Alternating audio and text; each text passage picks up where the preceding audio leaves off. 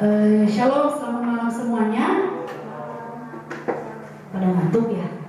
Shalom.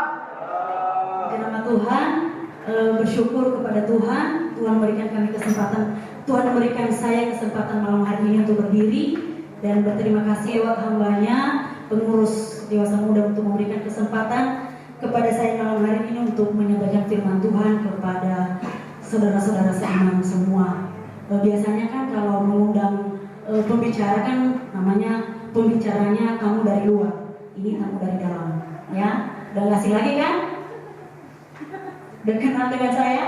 Belum. Nanti tanya sama teman-teman STT, pasti udah kenal. Belum. Oke teman-teman yang terkasih di dalam nama Tuhan Yesus, malam hari ini kita bersama-sama merenungkan firman Tuhan. Kita mau mau memperbaiki, mau meneguhkan kembali komitmen kita dalam mengikut Tuhan atau dalam melayani Tuhan. Langsung saja kita akan bersama-sama membuka firman Tuhan dalam Lukas pasal 9 ya. Lukas pasal 9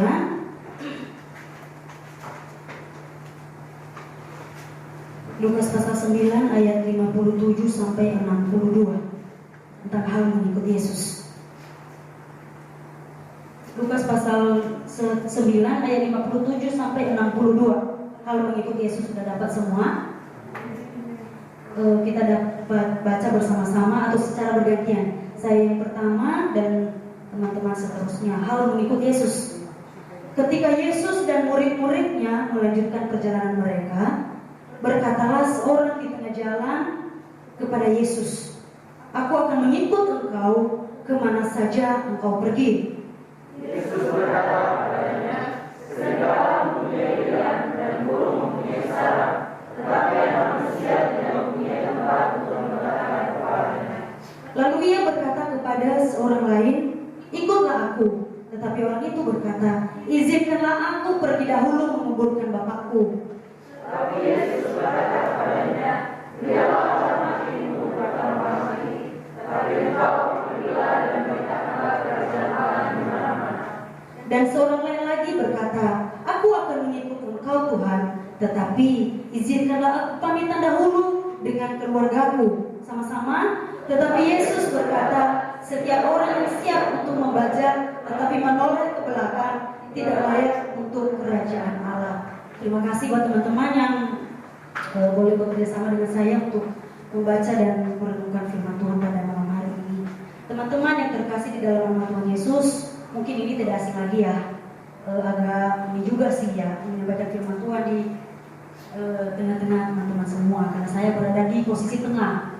Saya menyampaikan firman Tuhan kepada junior dan senior ya. Ini para junior dan di belakang para senior seperti itu.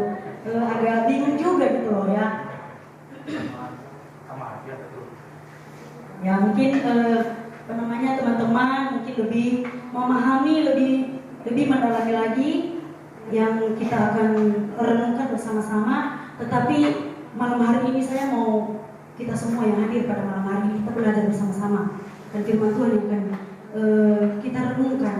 Mungkin firman Tuhan yang sudah kita baca pada malam hari ini firman Tuhan yang tidak asing lagi ya, tentang hal mengikut Yesus. Kalau kita sudah baca tadi di ayat yang ke-57, mungkin teman-teman sudah tahu sebelumnya itu ceritanya. Langsung saja kita di ayat yang ke-57, ketika Yesus dan murid-muridnya melanjutkan perjalanan mereka, berkatalah seorang di tengah jalan kepada Yesus, "Aku akan mengikut engkau kemana saja engkau pergi." Teman-teman, saya menyampaikan malam hari ini tentang komitmen kita. Sebelumnya komitmen itu apa sih? Komitmen. Kesempatan. Ketetapan. Komitmen. Tetap gitu ya. Komit. Tidak goyah. Ada lagi nggak? Setia. Komit. Ya, setia itu tidak bisa dilepas dengan kesetiaan. Boleh. Dan lagi, kalau saya boleh bilang, kalau komitmen itu ada unsur keterikatan. Teman-teman, 27. Kalau kita perhatikan secara sepintas ya seperti itu, ada seorang berkata kepada Yesus ya. Seorang yang berkata kepada Yesus, apa katanya? Aku akan mengikut engkau kemana saja engkau pergi. Kalau kita renungkan, kalau kita baca sepintas, ini keren menurut saya. Keren, wah, aku mengikut engkau Tuhan, kemana saja engkau pergi. Kalau kita baca ini siapa sih yang ngomong ini? Coba kita baca di Matius pasal 8. Matius pasal 8. Ini siapa sih yang ngomong ini? Matius pasal 8 ayat 19. Matius pasal 8 ayat 19.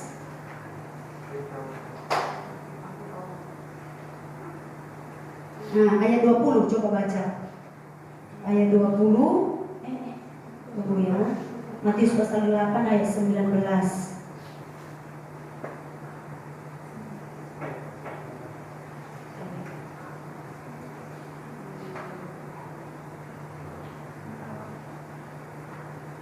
Nah, ayat 19 benar. Matius pasal 8 ayat 19. Ada yang bisa bantu saya? Lalu datanglah seorang ahli Taurat dan berkata kepadanya, Guru, aku akan mengikut engkau kemana saja engkau pergi. Oke, terima kasih. Siapa yang ngomong teman-teman? Ahli Taurat. Kita udah tahu dong ahli Taurat itu siapa? Ahli Taurat itu namanya juga ahli. Ahli dalam Taurat, pakar. Pakar dalam menram bisa dibilang. Tapi ini ahli Taurat. Dia ahli dalam Taurat ya. Ini ahli Taurat ini berkata kepada Tuhan Yesus ketika Tuhan Yesus dalam perjalanan. Tuhan, aku akan mengikut engkau kemana saja engkau pergi. Teman-teman yang terkasih di dalam nama Tuhan Yesus.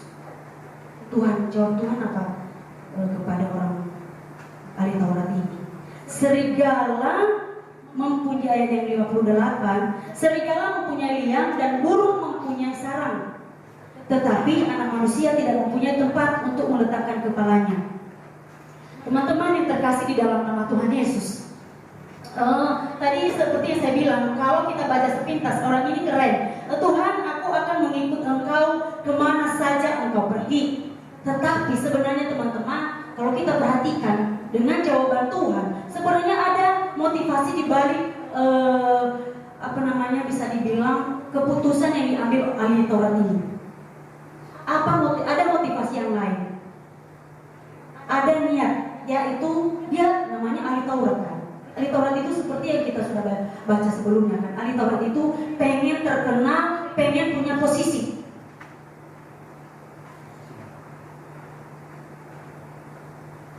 Di 1 Samuel kita boleh baca ketika Tuhan menyuruh Samuel memilih di antara anak-anak Daud.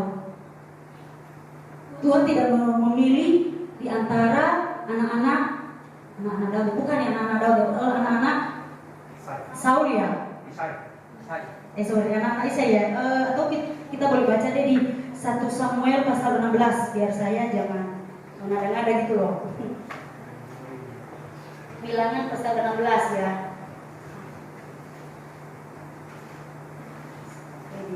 Sorry.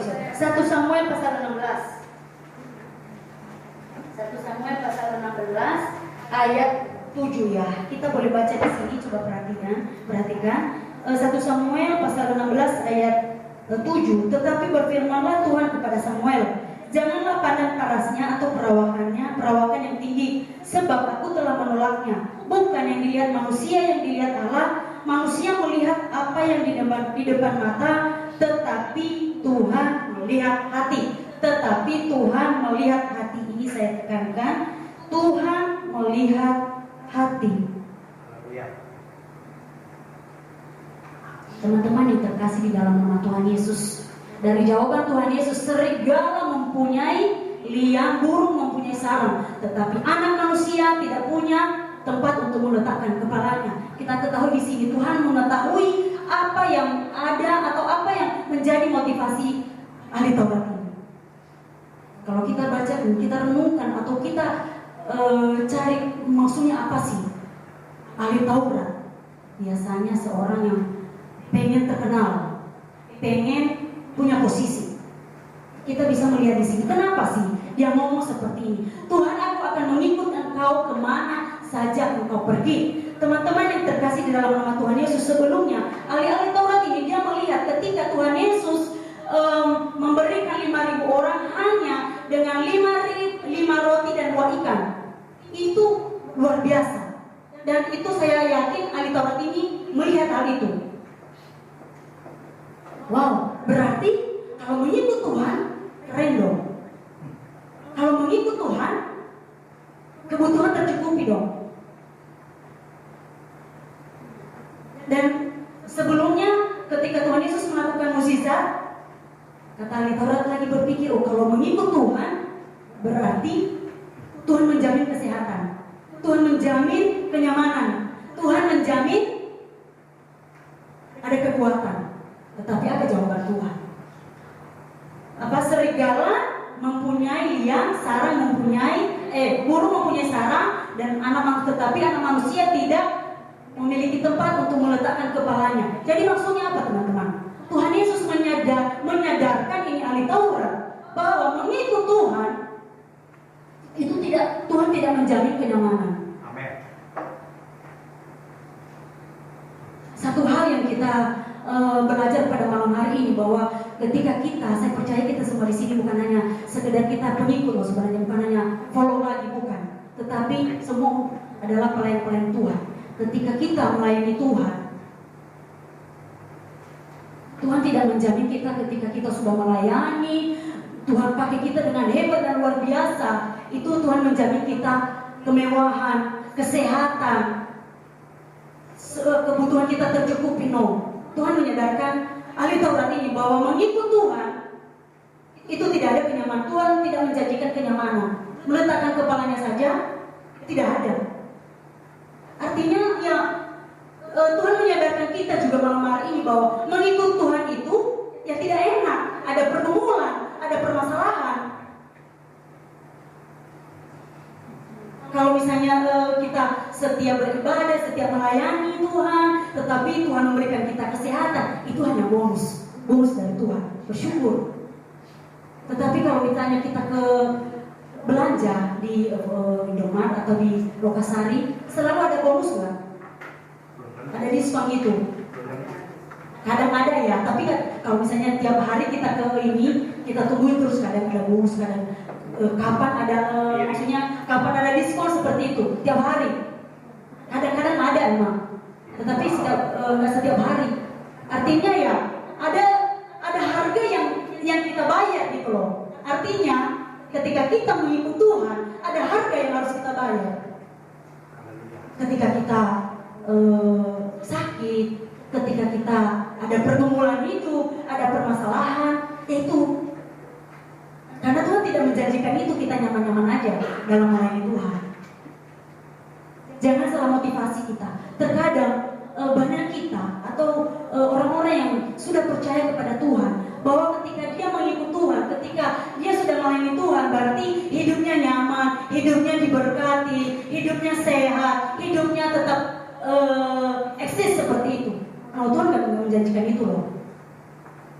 Tuhan bilang kepada kita, serigala mempunyai tempat tinggal, serigala, burung mempunyai sarang, mempunyai tempat tinggal, tetapi Yesus anak manusia tidak ada tempat untuk meletakkan kepalanya. Artinya tidak ada tempat tinggal. Bukannya Yesus maksudnya bukan yang nggak ada tempat tinggal ya, bukan seperti itu maksud saya. Artinya dalam hidup Tuhan itu pasti ada pergumulan, ada masalah. Bukan seperti jalan tol hidup kita, no. Ketika kita di dalam melayani Tuhan, jangan harap teman-teman, kalau saya sudah setia melayani Tuhan, sudah meninggalkan keluarga saya dan menyerahkan hidup saya kepada Tuhan untuk melayani Tuhan, berarti hidup saya sukses, hidup saya enak, hidup saya selalu diberkati Tuhan. Jangan seperti itu, nanti ujung-ujungnya apa? Kecewa. Katanya kalau melayani Tuhan diberkati Tuhan, kok saya selalu berkekurangan, kok saya sakit. Jangan sampai kita seperti itu. Ingat, Tuhan menyadarkan kita melayani Tuhan, kita mengikut Tuhan, Tuhan tidak menjamin kenyamanan. Amin. Ya, yang saya tekankan pada malam hari ini yang pertama, dalam mengikut Tuhan tidak menjamin, Tuhan Yesus tidak menjamin kita kenyamanan. Ada aja pergumulan, ada aja masalah, ada aja gesekan. Oke, yang kedua teman-teman yang terkasih di dalam nama Tuhan Yesus, hal apa yang kita boleh belajar pada malam hari ini? Nah, dalam kita mengikut Tuhan atau melayani Tuhan, artinya kita sepenuh memberikan hidup kita, hati kita kepada Tuhan. Istilah katanya tidak membuah hati. Coba baca di ayat yang ke-59. Lalu ia berkata kepada seorang lain, ikutlah aku. Tetapi orang itu berkata, izinkanlah aku pergi dahulu menguburkan bapakku. Teman-teman, saya tanya sama teman-teman, di yang kita baca ini, bapaknya benar meninggal atau bagaimana? Bapaknya belum meninggal, udah meninggal, atau udah di dalam mau dikubur?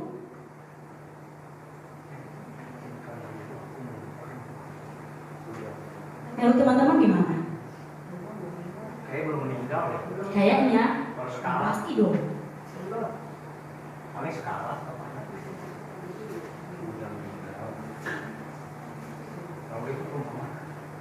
Kalau kita baca teman-teman, ini hanya sebuah alasan. Bapaknya belum meninggal. Nah, bagi orang Yahudi, teman-teman yang terkasih dalam nama Tuhan Yesus, tradisi orang Yahudi itu seorang anak berkewajiban menjaga, merawat orang tuanya sampai orang tuanya itu meninggal. Itu tradisi orang Yahudi. Kalau anak itu ya dia bertanggung jawab kepada orang tuanya untuk menjaga, merawat orang tuanya ini, bapaknya ini sampai meninggal. Nanti kalau udah meninggal baru dia ke tanggung jawabnya itu bebas seperti itu. Nah, Tuhan menentang hal itu. Mana kamu memilih mengikut Tuhan atau lebih memilih keluarga? Di Matius pasal 10 ayat 37. Boleh kita buka? Matius pasal 10 ayat 37.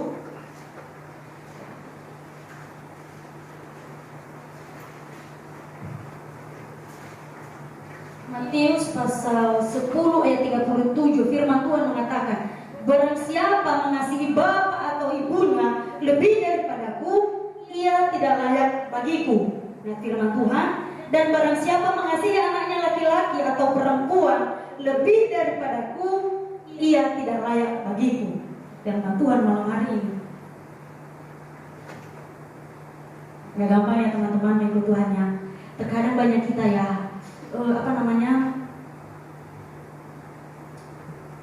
yang sudah punya anaknya sakit, gak pelayanan dulu, tunda dulu ya. Anak saya lagi sakit, saya rawat dulu anak saya. Orang tua sakit, ada di rumah sakit, tunggu dulu biar selesai, biar sembuh dulu bapak saya, baru saya ke gereja atau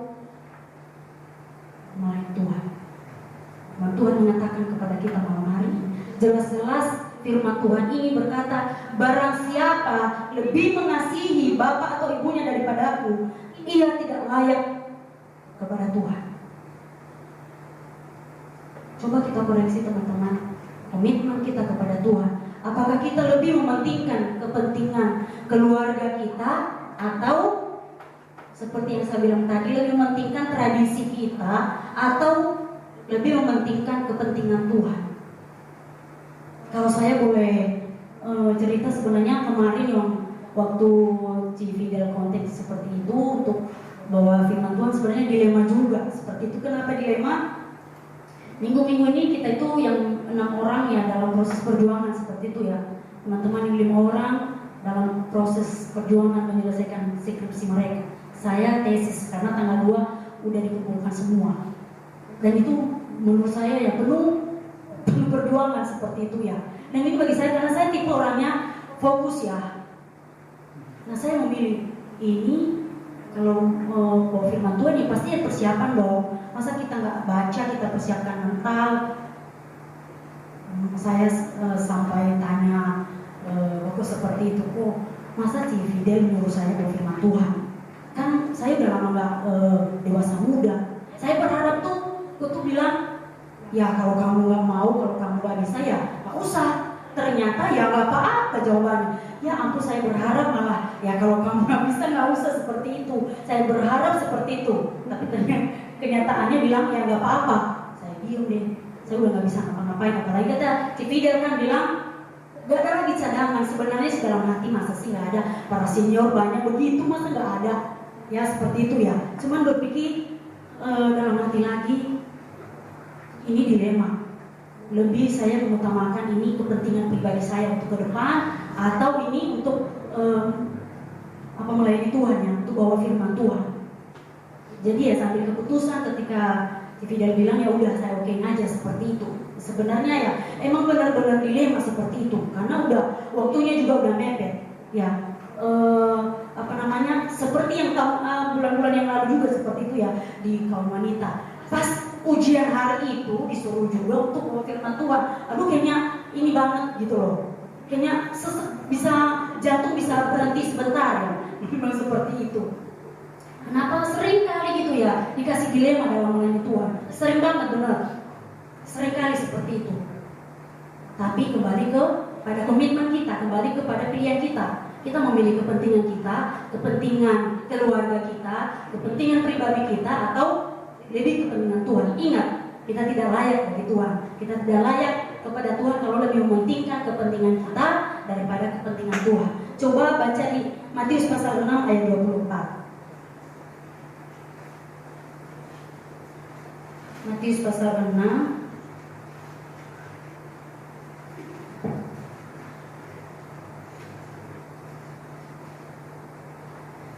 Matius pasal 6 ayat 24.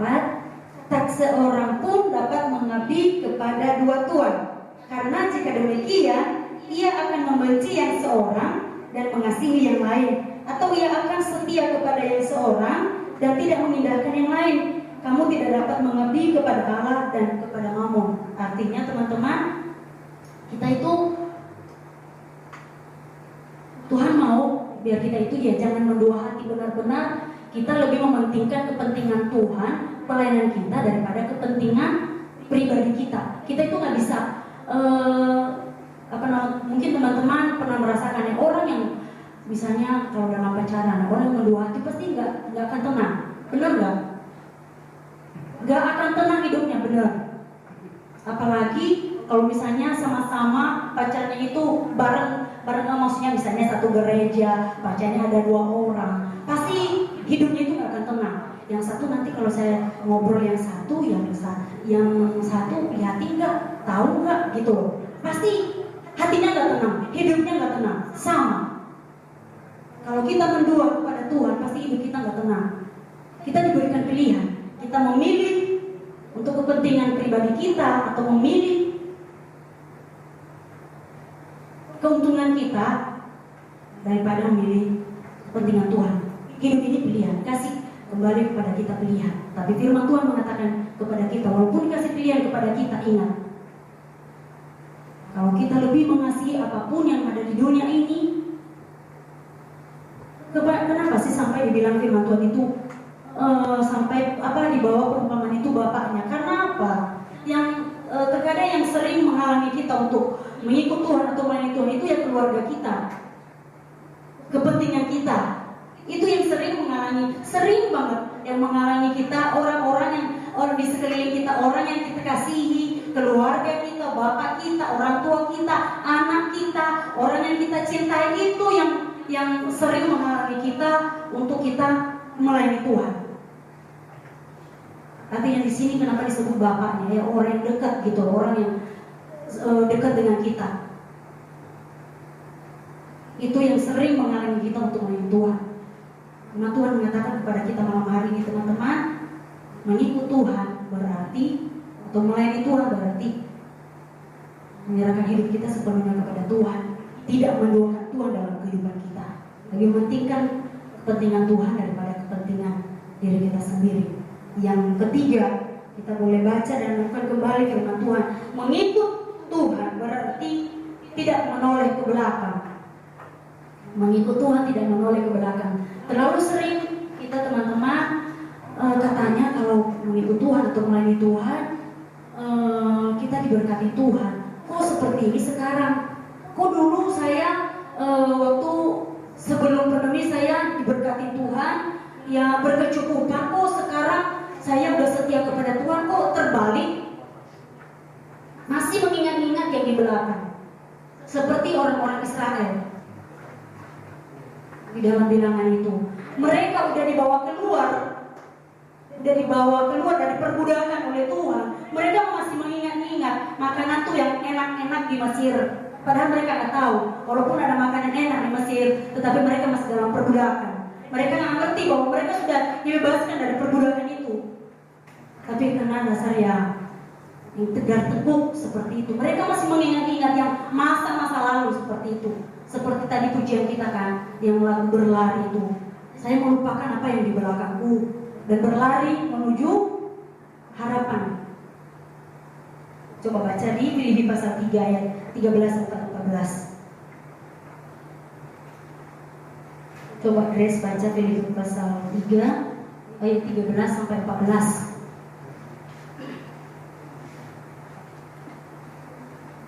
Filipi pasal 3 ayat 13 sampai 14. Filipi pasal 3 ayat 13 sampai 14. Saudara-saudara, aku sendiri tidak menganggap bahwa aku telah menangkannya, tetapi ini yang kulakukan. Aku melupakan apa yang telah di belakangku dan mengarahkan diri kepada apa yang di hadapanku, dan berlari-lari kepada tujuan untuk memperoleh hadiah, yaitu panggilan surgawi dari Allah dalam Kristus Yesus. Ya, terima kasih teman-teman yang terkasih dalam nama Tuhan Yesus. Mengikut Tuhan berarti tidak mau melayani Tuhan, tidak boleh lagi mengingat yang di belakang-belakang. Yang sudah lewat masa lalu, biarlah masa lalu. Yang sudah lewat, biarlah yang sudah lewat. Nggak usah diingat-ingat lagi. Kita mengarahkan ke depan, pandangan kita ke depan, harapan ke depan, masa depan. Itu yang kita lebih berlari, mengejar itu, mengejar impian ke depan. Kalau udah ambil keputusan, seperti yang sering saya bilang sama anak STT, kalian kan semua udah ambil keputusan untuk melayani Tuhan, untuk sekolah ambil sekolah teologi, untuk melayani Tuhan, memberikan hidupnya full time untuk melayani Tuhan.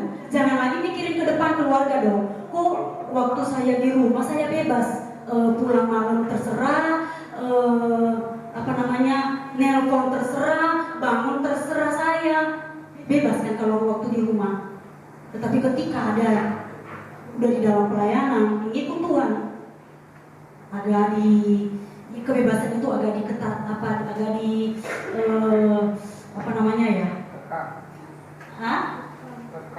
Iya, agak dikekang. Kalau dikekang sih kayaknya agak kasar juga ya, seperti itu. Kayaknya udah nggak bisa gerak lagi seperti itu ya. Sebenarnya nggak seperti itu sih. Iya, dibatasi boleh ya, dikurangi. Berarti masih boleh gerak lah seperti itu ya. Seperti yang kemarin ada jemaat bilangnya, saya tanyakan ada seorang istri suaminya kerja sama jemaat ini. Sih kenapa nggak bareng suaminya aja kerja sama tante ini? Dia bilang nggak boleh. Kenapa? Ya kalau kerja di rumah tante ini suami istri nggak boleh. Hah? Saya sampai kaget, masa sih? Iya, kalau pacaran juga nggak boleh. Dalam hati saya, di kantor aja seperti itu peraturannya, apalagi dia asrama. Kenapa nggak boleh? Ya kalau suami istri satu kantor, yang ada nanti kalau misalnya suaminya lagi ribut di rumah, ya bisa pengaruh dengan kerjanya di kantor ya. Terus kalau pacaran, satu kantor, satu kerjaan, yang ada mereka nanti bukan fokus kerja kan? Yang ada bercanda, ngobrol, itu tujuannya. Oh, saya baru ngerti. Ternyata di kantornya saja ada peraturan seperti itu. Apalagi namanya asrama. Tapi tujuannya apa sebenarnya? Menyiksa? Menurut saya enggak. Cuma tujuannya mendisiplinkan aja untuk hidup lebih teratur seperti itu. Kalau nggak ada peraturan, kalau di kantor nggak ada peraturan, pasti yang pengerjaan di kantor itu pasti juga orang datang suka-suka hati, sesuka hati, pulang sesuka hati, kerja sesuka hati. Pasti di kantor ada peraturan. Benar nggak teman-teman yang kerja di kantor? Apa saya salah? Nggak ada. Ada fingerprint telat sedikit, mungkin ada yang dipotong kan ininya, uang makan seperti itu. Saya bilang, saya kadang apa cerita sama anak cewek kan, saya bilang itu di kantor aja ada aturan seperti itu loh. Apalagi ya maklum aja kalau kita di asrama. Itu untuk apa sih sebenarnya? Itu menyiksa kalian? Enggak juga. Kalau saya bilang lebih ketat peraturan yang saya alami dulu di asrama daripada di sini. Bukannya saya menceritakan, bukan.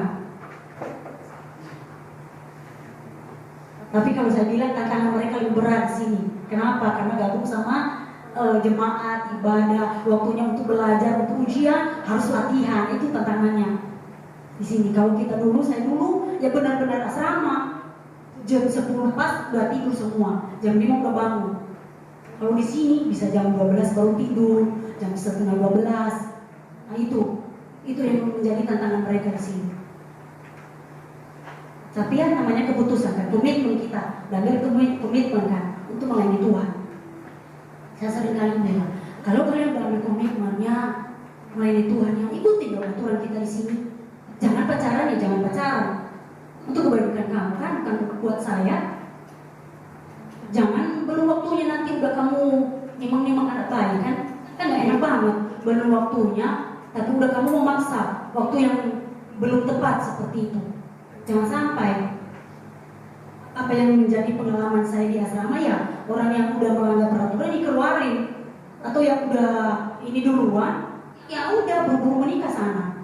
Ngapain di asrama kan?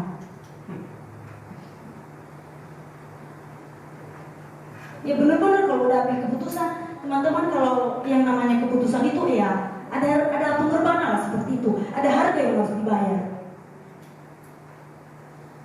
Sama kalau kita melayani Tuhan, mengikut Tuhan itu ya ada harga yang harus dibayar. Jangan pikir kita enak-enak aja, no. Tuhan aja nggak menjanjikan kok. Tuhan menjanjikan, Tuhan menyadarkan kita dari awal bahwa melayani Tuhan itu ya emang nggak enak, nggak nyaman. Tuhan nggak menjanjikan kita kemewahan. Oh nanti kalau saya di pelayanan ya saya diberkati, saya sukses, saya berlimpah. Itu kita salah alamat seperti itu. Jangan sampai kita salah alamat. Tuhan sudah menyadarkan kita. Teman-teman yang terkasih dalam nama Tuhan Yesus, kita semua di sini para pelayan Tuhan, bukan hanya pengikut lagi. Kalau mengikut ya cuma ikut-ikut doang. Tiba nanti ada permasalahan ya cepat udah cuma ini doang, atau misalnya ya bolehlah nggak pelayanan hari ini, atau bolehlah nggak gereja hari ini, kan masih ada minggu depan. Itu namanya pengikut. Tapi kalau benar-benar pelayan Tuhan ya kan udah komitmen, ada keterikatan. Kayaknya kalau nggak datang hari ini, kayaknya nggak, kalau nggak pelayanan, kayaknya rasanya ada yang kurang gitu loh. Bukannya saya gimana teman-teman, waktu pandemi lalu yang benar-benar gencar itu ya, yang beberapa bulan ya kita nggak ibadah seperti itu. Kayaknya rasanya ya bukannya saya lebay-lebay ya, kayaknya rasanya pagi-pagi bangun ke kamar mandi, Tuhan kayaknya ada sesuatu yang kurang gitu loh, nggak ada ibadah hari itu, hari Minggu itu, kayaknya ada sesuatu yang kurang ya, nggak enak gitu loh, karena udah biasa kan pelayanan, bangun pagi-pagi hari Minggu kita udah siap-siap ke gereja ibadah memuji Tuhan. Kok sekarang udah begini, kita bangun jam berapa, kita makan jam berapa, nggak ini, kayaknya nggak enak banget, kayaknya ada yang kurang gitu loh. Itu sih saya mengerti sama teman-temannya, karena udah biasa gitu loh. Teman-teman yang terkasih dalam nama Tuhan Yesus, mari kita kembali meluruskan, atau kita boleh kembali koreksi komitmen kita di hadapan Tuhan. Kita belajar firman Tuhan malam hari ini. Jangan sampai kita berpikir seperti ahli Taurat ini, bahwa kita mengikut Tuhan itu ada keuntungan besar, biar kita boleh terkenal, biar kita punya posisi. No, Tuhan gak menjanjikan itu. Kedua, kalau kita udah komitmen kita di hadapan Tuhan, ya jangan berdua hati lagi dong. Ya saya mungkin belum alaminya. Kalau misalnya anak kita sakit, boleh nggak kita tinggalin dulu, kita pelayanan dulu, atau kita ibadah dulu? Itu pilihan loh. Bukannya saya terlalu membanggakan. Kadang tuh pokok cerita Dulu kalau saya waktu Cici itu sakit, dia tinggalin di rumah sakit dan dia pelayan. Itu saya diberkati benar, makanya saya ini. Istri sakit, tinggalin demi pelayanan buat Tuhan. Itu keren menurut saya. Itu pilihan buat kita.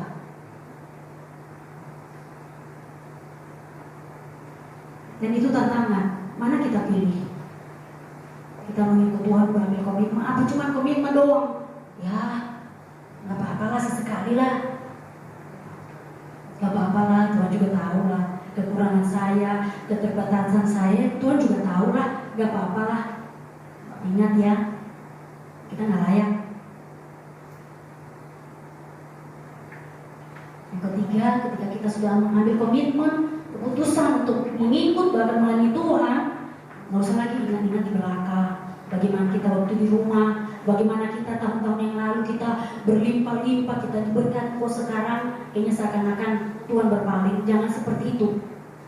Tuhan gak menjanjikan kelimpahan, Tuhan gak menjanjikan berkat melimpah, no. Bahkan justru itu, ketika kita di dalam situasi yang mungkin bagi kita kayaknya rasanya aduh gak kuat lagi, justru Tuhan lihat kita di situ. Apakah kita masih tetap setia pada komitmen kita, atau hanya cuma sekedar buat komitmen doang, cuma sekedar komitmen lah seperti itu. Kembali kita boleh mengkoreksi komitmen kita di hadapan Tuhan. Tuhan, apakah saya benar-benar berkomitmen, sudah ambil komitmen ini, keputusan ini, atau saya salah?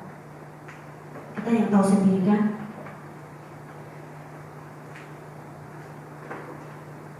Teman-teman yang terkasih dalam nama Tuhan Yesus, sebenarnya agak maksudnya agak canggung juga sendiri kalau kita pelayanan itu agak sedikit ada canggung lah seperti itu, agak kaku ya. Tapi bagi saya ketika kita dalam pelayanan masih ada ketakutan lah seperti itu, misalnya kata kasarnya ya grogi lah seperti itu. Artinya Tuhan tidak mau kita mengandalkan kekuatan kita. Tuhan tidak mau kita mengandalkan hikmat kita. Artinya kalau kita masih grogi, artinya kita minta pimpinan Tuhan. Tuhan tolong berikan saya ketenangan, Tuhan tolong pimpin saya. Jangan sampai kita memakai hikmat kita, kepintaran kita, kekuatan kita. Teman-teman koreksi, kalau kita udah, nanti saya pelayanan udahlah, saya nggak usah berdoa, nggak usah lagi mengandalkan Tuhan. Hati-hati. Kalau kita masih teman-teman tampil di depan, WL memuji Tuhan masih kayaknya gimana gitu ya, dingin gitu ya, artinya ya tetap Tuhan bilang ya tetap andalkan Tuhan, jangan andalkan kekuatan, jangan andalkan hikmat kita. Firman Tuhan mengingatkan kita kepada kita malam hari ini teman-teman, mari kita koreksi komitmen kita di hadapan Tuhan. Bila kita tetap fokus dalam melayani Tuhan, jangan sampai kita salah alamat mengikut Tuhan. Bisa dibilang mengikut atau melayani Tuhan itu ya gampang-gampang susah. Rasanya nano-nano. Tahu kan rasa nano-nano? Ada yang pahit, ada manis, ada asam. Nah gitulah. Seperti itu kalau kita melayani Tuhan. Jadi teman-teman, yang boleh saya sampaikan ada 3 hal. Biar kita boleh merenungkan firman Tuhan ini, kita boleh merenungkan kembali apa yang menjadi keputusan kita. Kita melayani Tuhan, kita mengikut Tuhan. Jangan sampai kita salah mengambil komitmen di hadapan Tuhan. Jangan sampai ujung-ujungnya nanti kita kecewa lalu meninggalkan Tuhan. Mari kita akan menaikkan pujian kepada Tuhan. Selidiki aku, lihat hatiku, apakah aku sungguh mengasihi Engkau Tuhan.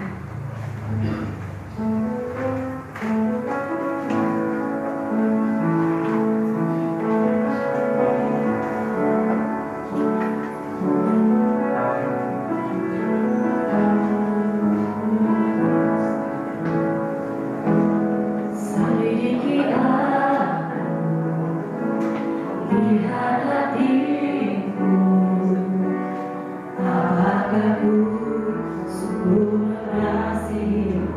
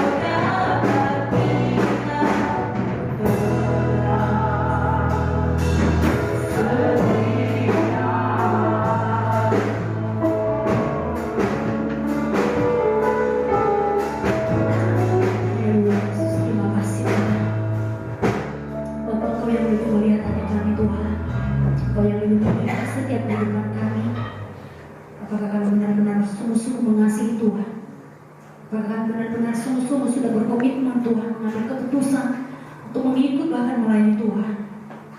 Tuhan, Engkau yang lebih tahu setiap kehidupan kami. Engkau yang lebih tahu setiap pribadi kami Tuhan. Kami rindu Tuhan dalam firman-Mu menjadi kekuatan baru, menjadi rema dan hidup di dalam kehidupan kami Tuhan. Hamba-Mu terbatas Tuhan. Hamba-Mu berhenti sampai di sini menyampaikan firman-Mu, tapi biarlah Roh Kudus yang tidak berhenti kepada kami Tuhan untuk memberikan terus pemahaman Bapa akan firman-Mu dalam kehidupan kami, bahkan memampukan kami untuk melakukan firman-Mu dalam kehidupan kami. Tuhan, kami tidak mampu dengan kekuatan kami tidak mampu dengan hikmat kami Tuhan, karena hikmat kami terbatas, kekuatan kami terbatas Tuhan. Kami mohon kekuatan dari Tuhan, kami mohon hikmat daripada Tuhan, Engkau terus limpahkan kepada kami Tuhan. Mari Tuhan, biarlah kami terus setia pada komitmen kami terus setia dalam keputusan kami melayani Engkau Tuhan. Haleluya Yesus, bukan dengan motivasi yang lain Tuhan, tapi biarlah kami tetap motivasi yang benar di hadapan Tuhan, karena Tuhan terlebih dahulu sudah mengasihi kami Tuhan. Bagi respon kami sebagai ucapan syukur kami bahwa Engkau telah mengasihi kami Tuhan, untuk itu kami menyerahkan hidup kami untuk melayani Engkau sebagai ucapan syukur kami Tuhan, respon kami atas setiap kebaikan Tuhan, pertolongan Tuhan, kasih Tuhan yang terlebih dahulu sudah Engkau berikan, Engkau sudah limpahkan dalam kehidupan kami. Kami semua yang hadir malam hari ini Tuhan, semua kami adalah pelayan-pelayan-Mu Tuhan. Mari biarlah kami terus setia melayani Tuhan. Kami akan terus setia dalam komitmen kami. Apapun pergumulan, apapun yang kami hadapi, apapun permasalahan kami Tuhan, biarlah tetap kami Tuhan, tetap kami pada komitmen kami. Biarlah kami tetap setia dalam melayani Tuhan. Terima kasih Bapa, sampai Engkau dapat kami Tuhan, sampai akhir hidup kami, Engkau tetap setia. Kami akan tetap setia melayani Tuhan, dan Engkau akan tetap setia mengasihi kepada kami Tuhan. Terima kasih Bapa, terima kasih Tuhan Yesus, terima kasih Allah Roh Kudus. Segala hormat, pujian, segala keagungan kami kembalikan hanya kepada Allah kami yang kami sembah di dalam nama Tuhan Yesus. Dalam nama Yesus kami berdoa dan kami mengucap syukur. Haleluya, sama-sama katakan amin. Terima kasih, Tuhan berkati semuanya.